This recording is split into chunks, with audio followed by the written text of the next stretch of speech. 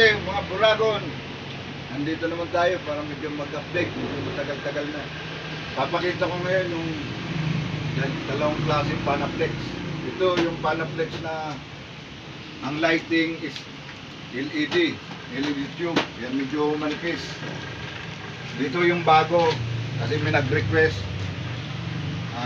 makapal ito kasi ang lighting nito is solar. Yung bago ngayon. Ito, ganito. Mga 7 inches ang width. Kaya ang ginawa ko dito, yung width ng flex 9 inches. Tapos naglagay ako ng flat bar para dito mailagay yung solar sa loob. Ayan.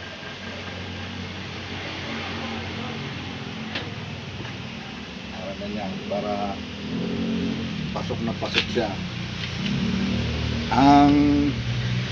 Doon kasi sa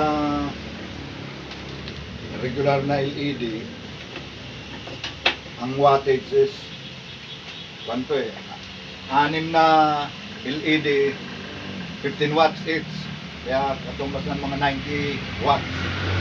Kaya dito yung scale na ginawa ko dito, kaya tatlo, bawat isa nito is 50 watts. Kaya kung tatlo, sabi nung supplier, kung tatlo yung 50 times 3, di 150 watts. Sobra na dun sa 90 watts. Kaya sana kasi ngayon ko lang gagawin to. Sana may spread yung liwanag, kaya tatlo din naman ito. At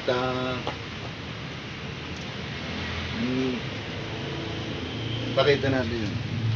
Naglagay ako nung maraming butas para yung drain ng tubig at saka yung singaw ng init, para kaya ganun siya. Ito ang Panaflex na 3x8. Ito magkapares to 3x8.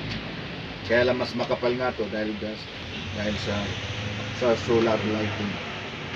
Yun lang, maraming salamat at sana may nabigay akong konting kaalaman na makabagong ngayon na solar lighting.